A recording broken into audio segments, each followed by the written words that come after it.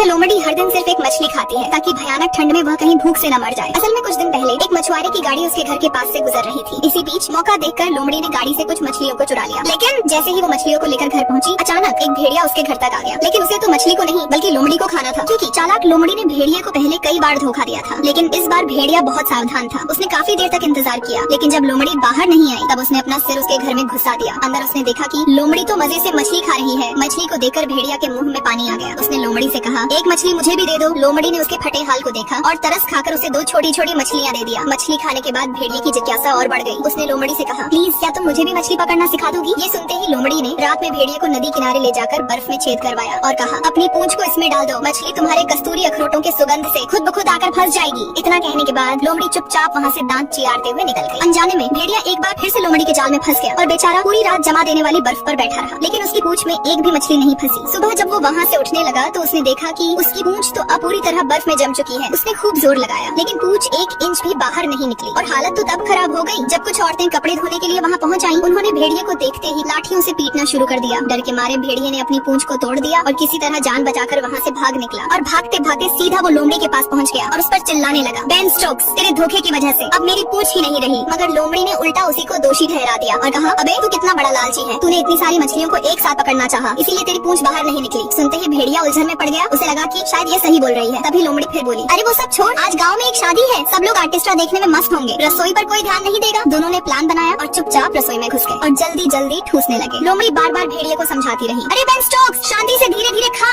आवाज मत कर। लेकिन भेड़िया कहाँ मानने वाला था। लोमड़ी का पेट भरते ही वह चुपचाप वहाँ से निकल गई और बाहर निकलकर जोर जोर से गाना गाने लगी। और तभी उसके गाने की आवाज सुनकर लोग जमा हो गए और उन्होंने एक बार फिर भेड़िए को पकड़कर कूट दिया। उधर लोमड़ी चुपचाप छुकर ये सब देख रही थी। बेचारा भेड़िया एक बार फिर धोखा खा गया। लेकिन इधर लोमड़ी ने एक और भी बड़ा नाटक किया। वो जानबूझकर बर्फीले पानी में कूदी, फिर जल्दी से बाहर निकलकर अपने शरीर को घास से ढक लिया और रास्ते में लेटकर घायल होने का नाटक करने लगी। उधर भेड़िया अपना पिछवाड़ा तोड़वाकर वापस लौट रहा था। तभी उसने देखा कि लोमड़ी तो जमीन पर पड़ी है और हिल भी नहीं रही है। भेड़िए को देखते ही लोमड़ी कराहते हुए बोली, तुम्हें मार से बचाने के लिए मैंने गाँव वालों का ध्यान खींचा ताकि तुम भाग सको, और इसी चक्कर में मुझे इतनी मार पड़ गई। यह सुनकर भेड़िया पिघल गया और एक बार फिर लोमड़ी पर भरोसा कर लिया। फिर उसने लोमड़ी को अपने पीठ पर बैठाया और घर की ओर चल पड़ा। लेकिन जैसे ही भेड़िया दरवाजे पर पहुंचा, लोमड़ी फटाक से अपने बिल में कूद गई। मगर भेड़िया भी तुरंत उसके पैर को दबोच लेता है। लेकिन लोमड़ी फिर से चालाकी दिखाते हुए बोलती है, अरे गधा दास, ये मेरा पैर नहीं, पेड़ की जड़ है। भेड़िया दोबारा गच्चा खा जाता है। तो इस कहानी से आपने क्या सीखा?